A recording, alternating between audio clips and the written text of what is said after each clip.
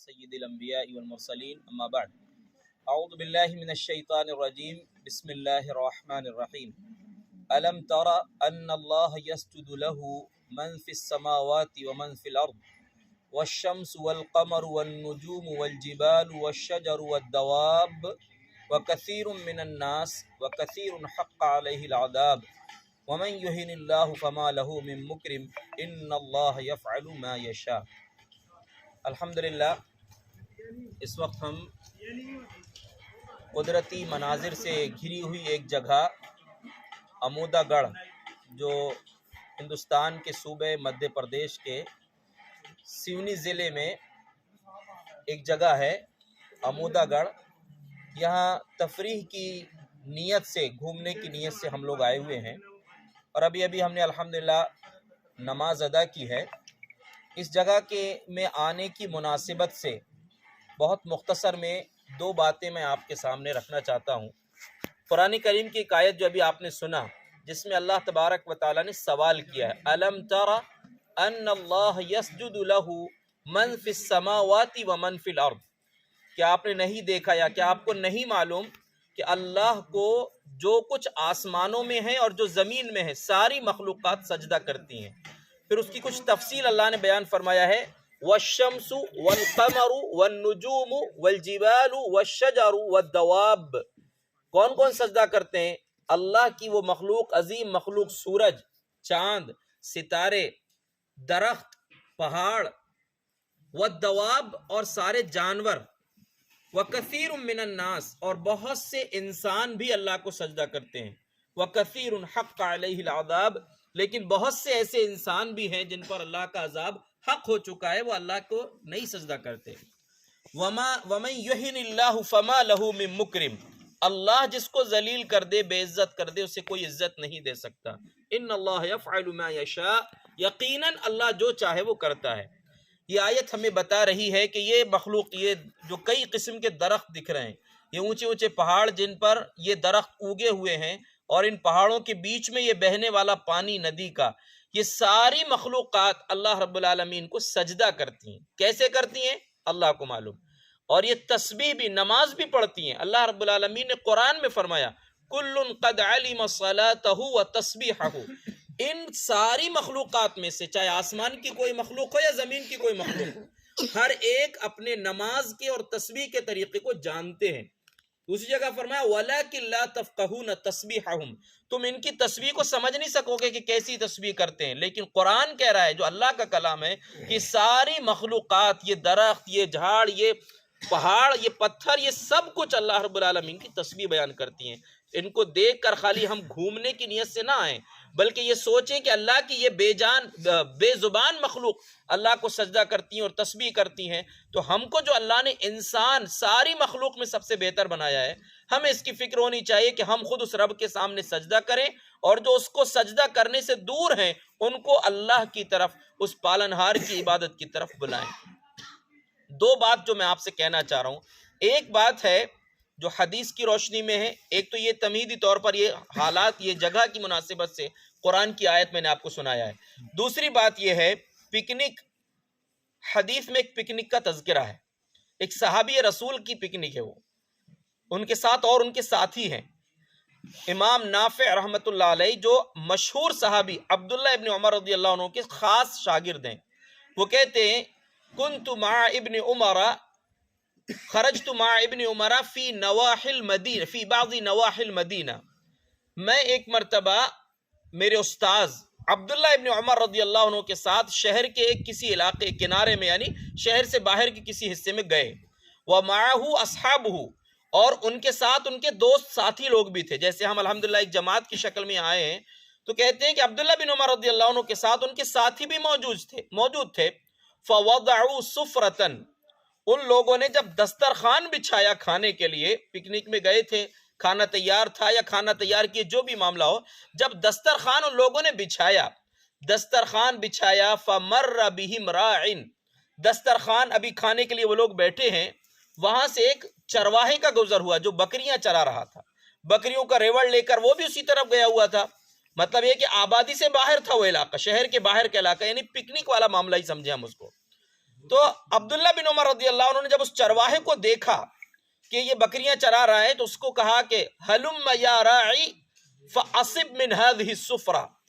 کہا کہ بھیا وہ چرواہے آؤ ہمارے ساتھ اس دسترخوان میں سے کچھ تم بھی کھا لو، اس کو دعوت دیا کھانے کی. تو چرواہے نے جواب دیا انی صائمن، میں روزے کی حالت میں ہوں. بکریاں چرانے گیا ہے لیکن روزہ رکھ کے گیا ہوا ہے وہ، اور ایسی جگہ میں جس کی تفصیل آگے حدیث کے الفاظ میں ہے. سوچئے کہ وہ کتنا فکر مند ہے اپنی آخرت کے لیے. بکریاں چرا رہا ہے اور بکریاں چراتے ہوئے روزے کی حالت میں بھی ہے. عبداللہ ابن عمر رضی اللہ عنہ نے اس جگہ کو دیکھ کر، وہ جگہ اور اس آدمی کے روزے کی تعلق سے تبصرہ کرتے ہوئے فرمایا فی مثل ھذا اليوم الشدید حرہ، اتنی سخت گرمی کے دن میں اتنی تیز گرمی ہے، وانت فی ھذہ الشعاب، اور تم اس گھاٹی میں، ان گھاٹیوں میں گھوم رہے ہو، یعنی اس میدان میں گھوم رہے ہو تم. ایسا بھی نہیں کہ روزے کی حالت میں سکون سے تم گھر میں ہو. ایک تو شدید گرمی، دوسرا میدان، کوئی جھاڑ یہاں پر ایسے بھی نہیں تو سایہ لے لو تم، یعنی شدید گرمی ہے، یہ گھاٹیاں کھلا میدان ہے. وَأَنْتَ فِي آثَارِ هَذِهِ الْغَنَمِ، تیسری بات یہ ہے کہ گرمی تو الگ ہے، پھر یہ میدان ہے، پھر تیسری چیز ایسا نہیں کہ ایک جگہ بیٹھا رہنا ہے، بلکہ ان بکریوں کے پیچھے تم چل رہے ہو. وَأَنْتَ تَرْعَى الْغَنَمَ بَيْنَ هَذِهِ الْجِبَالِ، اور یہ پہاڑوں کے بیچ میں تم بکریاں چرا رہے ہو. وَأَنْتَ صَائِمٌ، اور اتنی ساری چیزوں کے باوجود تم روزے کی حالت میں ہو. فعجیب ابن عمر کو بڑا تعجب ہوا حضرت عبداللہ بن عمر رضی اللہ عنہ کو کہ اتنی سخت، یعنی ان چیزوں کے بیچ میں سوچئے کہ روزہ ہے، کھلا میدان ہے، سایہ نہیں ہے، بکریوں کے پیچھے پیچھے چلنا ہے، اور بکریاں جنہوں نے چرائیں وہ جانتے ہیں. الحمدللہ میں نے بکری چرائے ہیں، اور تمام انبیاء کے بارے میں پیارے نبی نے فرمایا کہ ہر نبی نے بکریاں چرائی. تو بکریوں کو سنبھالنا بڑا مشکل کام ہے. یہ انبیاء کو ٹریننگ دی جاتی تھی کہ آگے چل کے تمہیں انسانوں کو سنبھالنا ہے، تو بکریوں کو سنبھالنے کے ذریعے ٹریننگ دی جاتی تھی. تو کہا بکریوں کو سنبھالنا آسان کام نہیں ہے، تو کہا یہ بکریوں کے پیچھے بھی گھوم رہے ہو، اتنی گرمی، شدید گرمی ہے، اور پہاڑوں کے بیچ میں تم بکریاں چرا رہے ہو، تم روزے کی حالت میں ہو. بڑا عجیب جواب دیا تھا اس نے، کہا ابادر ایامی الخالیہ، میں اپنے ان خالی دنوں کا صحیح استعمال کر کے نیکیوں میں سبقت لے جانا چاہ رہا ہوں، نیکیوں کو جمع کر لینا چاہ رہا ہوں جو خالی دن ملے. آج سوچیے ہمارے پاس تو یہ جو خالی وقت رہتا ہے، جس کے پاس، سب کے پاس موبائل ہے، خالی وقت گزارنے کے لیے موبائل سب سے آسان ذریعہ آج لوگوں کے پاس ہو گیا. انہوں نے کیا کہا ابادر ایامی الخالیہ، میں اپنے خالی دنوں میں نیکیاں کرنے کی کوشش کر رہا ہوں. کیوں؟ قرآن میں اللہ نے جنت کا جو منظر بیان کیا ہے، جنت میں جب جائیں گے جنتی تو اللہ رب العالمین ان سے فرمائے گا کلوا واشربوا ہنیئا بما اسلفتم فی الایام الخالیہ. اب جنت میں آئے ہو، یہاں پر کھاؤ اور پیو ان اعمال کے بدلے جو تم نے اپنے خالی دنوں میں، یعنی دنیا کی زندگی میں جو تم نے نیکیاں کیے تھے، ان اعمال کے بدلے میں آج جنت کی نعمتیں کھاؤ پیو. تو اس چرواہے نے جواب دیا ابادر ایامی الخالیہ، میرے جو خالی دن ہیں، جو فرصت کے دن مجھ کو دیا ہے اللہ نے، ان کا صحیح استعمال کر رہا ہوں میں، اور اپنے لیے نیکیوں کا ذخیرہ جمع کر رہا ہوں. عبداللہ بن عمر رضی اللہ عنہ نے سے ایک سوال کیا، هل لك ان تبيعنا شاة من غنمك، بھیا ایسا ہو سکتا ہے کہ تم اپنی بکریوں میں سے ایک بکری ہم کو بیچ دو، نجتزرها، ہم اس کو ذبح کر لیں گے، وَنُطْعِمُكَ لَحْمَهَا، خریدیں گے تم سے، ایک بکری بیچ دو ہم کو، ہم اس کو ذبح کر کے اس کا گوشت بنا لیں گے، وَنُطْعِمُكَ لَحْمَهَا، کھانے کے لیے تم کو بھی کچھ گوشت دے دیں گے، مَا تُفْطِرُ عَلَيْهِ، جس پر تم افطار کر لینا، روزہ ہے تمہارا، تم کو بکری کا گوشت دے دیں گے، تم افطار بھی کر لینا. وَنُعْطِيَكَ ثَمَنَهَا، اور صرف بکری لیں گے نہیں کہ تم کو گوشت دے دیا تو بات ختم، بلکہ ہم تم کو اس بکری کی قیمت بھی دیں گے. اللہ اکبر، حیرانی ہوگی آپ کو اس کا جواب سن کے. کہا کہ لیست لی انما ہی لمولایا، یہ بکریاں میرے بھائی میری نہیں ہیں، میرے مالک کی بکری ہیں. اللہ اکبر، تعجب کی بات ہے. اندازہ کیجئے کیسا ایمان ہوگا اس چرواہے کا کہ کوئی وہاں نہیں ہے، اس کا مالک وہاں نہیں ہے، اور اس سے بڑا تعجب یہ کہ جب اس نے یہ کہا کہ میرے مالک کی بکری ہیں، میری نہیں ہے، میں نہیں دے سکتا آپ کو. عبداللہ بن عمر رضی اللہ عنہ نے اس کو آزمایا. صحابی رسول تھے، ظاہر سی بات ہے کہ خیانت کا حکم تو نہیں دے سکتے. اس کے ایمان کو اور جانچا کہ کتنا مضبوط ایمان ہے. کہا کہ هل عصیت ان یقول لك مولاک ان قلت اکلہ الذئب، کہا کہ بھیا تم کو کیا تکلیف ہوگی اگر تم اپنے مالک سے کہہ دو گے کہ کل حذیب وہ بکری کو بھیڑیا کھا گیا، ایک بکری جو کم ہوئی ہے میں چرواہ چرانے گیا تھا تو بھیڑیے نے اس کو کھا لیا، اگر تم یہ کہہ دو گے تو تمہارا مالک تم کو کچھ تھوڑی بولے گا۔ فَمَضَى الرَّاعِيُ رَافِعًا إِصْبَعَهُ إِلَى السَّمَاءِ فَأَيْنَ اللَّهُ، وہ چرواہا جانے لگا، اتنا سن کر عبداللہ بن عمر کے سوال کو سن کر چرواہا وہاں سے جانے لگا اور جاتے جاتے آسمان کی طرف انگلی اٹھا کر کہا کہ پھر اللہ کہاں ہے؟ اگر بکری میں بیچ دوں، اپنے مالک کو جھوٹ بول دوں تو اللہ کہاں ہے؟ اللہ اکبر۔ جواب اس کا دیکھی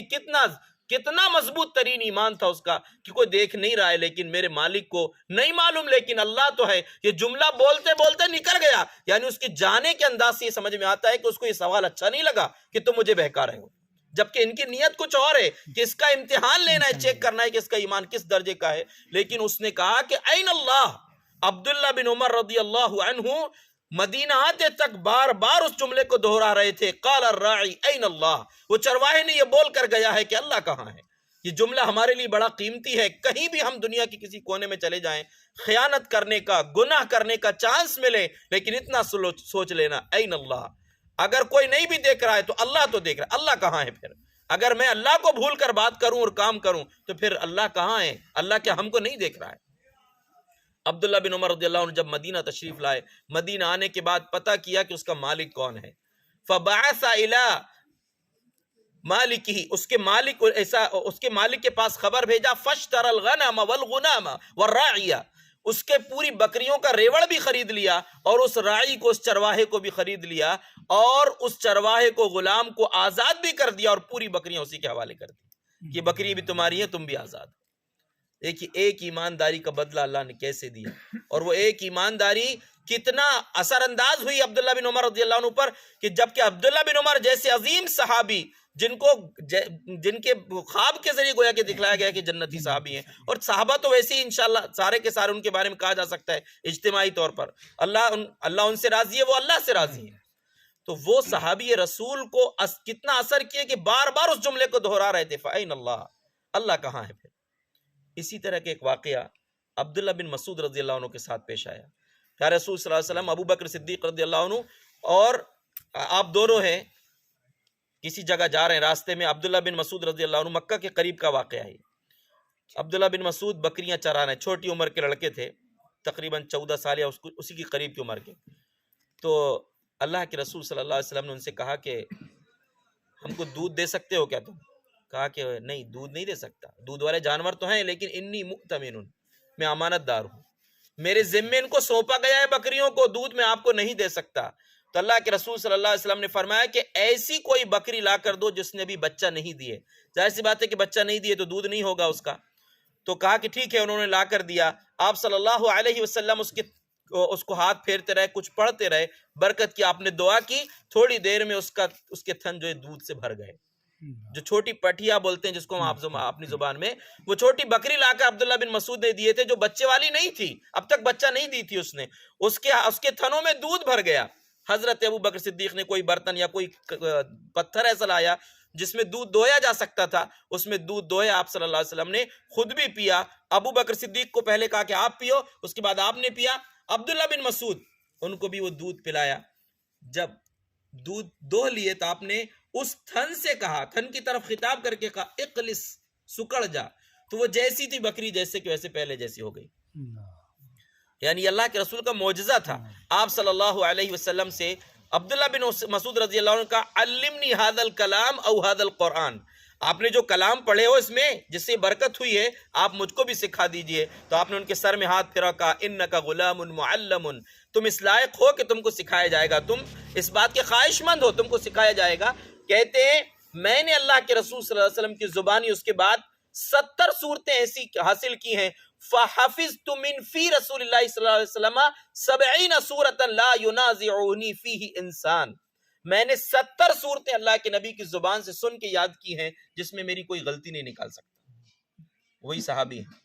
تو میں آپ کو ایک پیغام یہ دینا چاہ رہا تھا کہ ہم پکنک میں آئے ہیں، گھومنے کے حساب سے آئے ہیں، لیکن یہ اللہ کی ساری مخلوقات ہمیں پیغام دیتی ہیں کہ سب مخلوقات اللہ رب العالمین کو سجدہ کرتی ہیں، اللہ نے ہمیں عقل اور شعور دیا ہے، سمجھ دیا ہے، انسان بنایا ہے، بے شمار نعمتوں سے نوازا ہے، ہماری ذمہ داری بنتی ہے کہ اس کو سجدہ کریں اور لوگوں کو اس کے سجدے کی طرف دعوت دیں، بلائیں کہ کائنات میں کوئی بھی نہیں ہے جو مشکل کشا ہو، حاجت روا ہو، بگڑی بنانے والا ہو، اولاد دینے والا ہو، رزق دینے والا ہو۔ یہ ساری طاقتیں اور قدرتیں اگر کسی کے پاس ہیں تو اللہ کے پاس ہیں۔ دوسری اور آخری بات جو کہنا ہے وہ یہ کہ ہم میں جتنے لوگ آئے ہیں ان میں اکثر لوگ 30 کی اوپر کی عمر کے،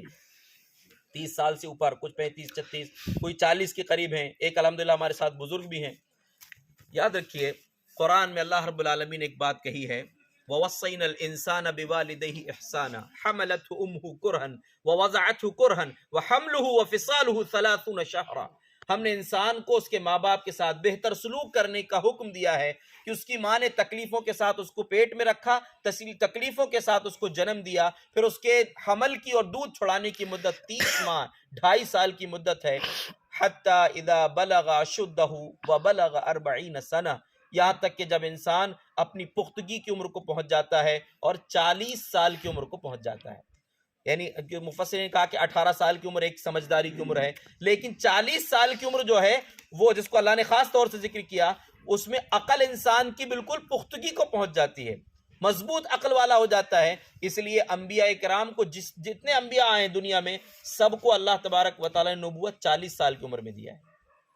اس وقت عقل انسان کی پختہ ہو جاتی ہے۔ اس وقت انسان کو کیا کہنا چاہیے، ایک دعا سکھایا اللہ نے۔ سورہ احقاف ہے قرآن کی ایک سورہ، سورہ احقاف کی آیت نمبر 15 ہے جس میں دعا سکھلائی ہے۔ میں آپ کو جو عمر آپ کا ذکر کیا، ہم اس عمر کے قریب پہنچ رہے ہیں، 40 سال کی عمر کو پہنچیں تو انسان کو یہ بولنا چاہیے کیا، ربی اوزعنی ان اشکر نعمتک التی انعمت علی وعلی والدی، اے میرے رب میں تجھ سے توفیق مانگتا ہوں کہ مجھے توفیق دے کہ میں تیری ان نعمتوں کا شکر ادا کروں جو تو نے مجھ کو دیا ہے، اور ان نعمتوں کا بھی شکر ادا کروں جو تو نے میرے ماں باپ کو دیا ہے۔ اس سے ماں باپ کی بھی اہمیت سمجھ میں آتی ہے کہ ماں باپ کی نعمتوں کا شکر ہم ادا کریں،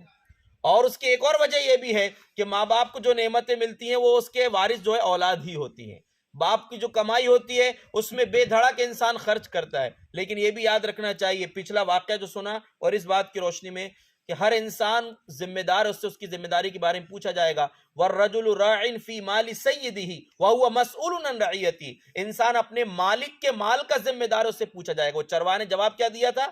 کہ میری بکریاں نہیں ہیں، میرے مالک کی ہیں۔ اللہ قیامت کے دن پوچھے گا نوکروں سے تم نے اپنے مالک کے ساتھ حق ادا کیے تھے یا خیانت کیے تھے؟ اور وَالرَّجُلُ رَاعٍ فِي مَالِ أَبِيهِ، انسان اپنے باپ کے مال کا ذمہ دار ہے، اس سے پوچھا جائے گا کہ باپ کی کمائی کو کیسے خرچ کیے تھے۔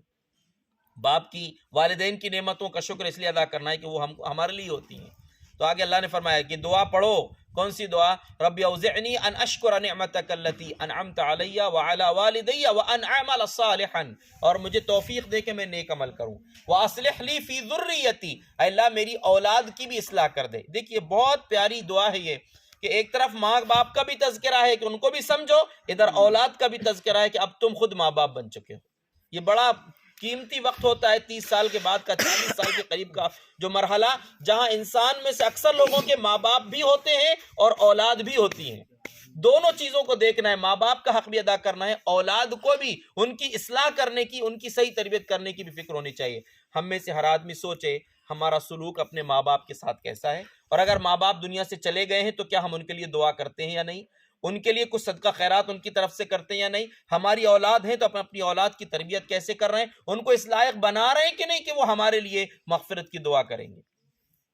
ورنہ یاد رکھیے پڑھا لکھا کے لوگ بڑی مقام پر پہنچا دیتے ہیں لیکن اس لائق نہیں بناتے کہ وہ مغفرت کی دعا کر سکیں۔ ایک جگہ ایک پروگرام میں ہم گئے تھے، وہاں ایک صاحب ملے کہ ہمارے مولوی صاحب تھے، عالم تھے، کہا ہمارے گاؤں میں اکیلا عالم ہوں، کوئی بھی مسئلہ ہو تو مجھے ہی پیش ہونا پڑتا ہے۔ ایک خاتون کا انتقال ہوا تو جب ان کے کفن دفن کا وقت آیا تو گھر والوں نے کہا کہ ان کا بیٹا کہیں دور ڈیوٹی میں ہے، بڑی پوسٹ میں، وہ آ جائے تو پھر دفن کریں گے۔ کہا ٹھیک ہے۔ جب وہ آ گیا بیٹا، انتظار تھا جس کا، پولیس ڈپارٹمنٹ میں کوئی بڑی اونچی پوسٹ میں تھا، آ گیا تو گھر والے آئے، کہا کہ مل صاحب بتا دیجیے عورتوں کو غسل کیسے دینا ہے۔ بتا دیا، غسل دے کے جنازہ تیار ہو گیا۔ جب جنازے کے وقت آیا نماز پڑھنے کا تو وہ لڑکا جس کا انتظار تھا وہ دور کھڑا ہوا تھا۔ تو میں نے اس کو بلایا کہ بھائی آپ کیوں نہیں آ رہے ہیں، آپ کے انتظار میں تو اتنی تاخیر ہوئی ہے۔ کہا کہ نہیں میں ناپاک ہوں، آپ لوگ پڑھ لیجیے۔ تو بولے انہوں نے وہی جنازے کے سامنے کھڑے ہو کر میں بولا کہ کتنی بدنصیب ماں ہے کہ اپنے بچے کو پڑھا لکھا کر اس لائق تو بنا دی کہ وہ اونچی پوسٹ پر چلا گیا، لیکن اس لائق نہیں بنا سکی کہ اس کے لیے مغفرت کی دعا کر سکے۔ سوچئے جو بچہ جنازے کی نماز میں شریک نہیں ہوا، وہ بعد میں کیا اس سے امید کی جا سکتی ہے کہ ماں باپ کے لیے دعا کریں گے؟ تو یہ آیت ہمیں یہ پیغام دے رہی ہے کہ اپنے ماں باپ کا حق بھی ادا کریں، اپنے بچوں کے بارے میں بھی سوچ لیں۔ وَأَصْلِحْ لِي فِي ذُرِّيَّتِي إِنِّي تُبْتُ إِلَيْكَ، اے اللہ میں تیری طرف توبہ کرتا ہوں، تو اس سے معافی مانگتا ہوں، اب تک زندگی میری جیسی بھی گزری ہے اس کو معاف فرما اور مجھے توفیق دے کہ میں اس کے مطابق زندگی گزاروں۔ وَإِنِّي مِنَ الْمُسْلِمِينَ، اور میں مسلمانوں میں سے ہوں۔ یہ بڑی پیاری دعا ہے، اور یہ دعا کے ساتھ سبق بھی ہے کہ ہماری زندگی کیسی گزر رہی ہے۔ دو سبق میں نے آپ کو دیا، ایک تو بنیادی طور پر تمہیدی بات میں نے حالات کی روشنی میں، یہ جس جگہ ہم آئے اس جگہ کی مناسبت سے قرآن کی آیت پڑھی تھی جس میں اللہ کی ساری مخلوق کے سجدہ کرنے کا تذکرہ ہے۔ اس کے بعد پہلی بات میں نے کہ جو جیسے ہم آئے گھومنے، عبداللہ بن عمر جو گئے تھے اپنے ساتھیوں کے ساتھ، جو چرواہے کا واقعہ پیش آیا، وہ چرواہے نے گواہی کیا سبق دیا ہے ہم کو کہ اپنے خالی وقت کا صحیح استعمال کریں، نیکیوں کا ذخیرہ جمع کریں، اور دنیا کے کسی کونے میں چلے جائیں، کسی کو معلوم ہو کہ نہ ہو، اللہ کو معلوم ہے، ہم خیانت کسی بھی معاملے میں نہ کریں۔ اور دوسری بات کہ یہ جو دعا ہے، جو 40 سال کی عمر کو پہنچ گئے، اپنے ماں باپ کا بھی حق ادا کریں، بچوں کا بھی حق ادا کریں۔ 40 سال سے مطلب یہ نہیں کہ پہلے والوں کے لیے نہیں، سب کے لیے، لیکن خاص طور سے 40 سال کی عمر میں دونوں پہلو ہوتے ہیں، ماں باپ بھی ہوتے ہیں، اولاد بھی ہوتی ہیں، جو انسان کے لیے بہت اہم وقت ہوتا ہے۔ ہم اللہ سے دعا کرتے ہیں جو کچھ بات ہم نے کہا ہے اللہ ہم سب کو سمجھ کر عمل کرنے کی توفیق عطا فرمائے، آمین۔ وآخر دعوانا ان الحمدللہ رب العالمین، والسلام علیکم ورحمۃ اللہ وبرکاتہ۔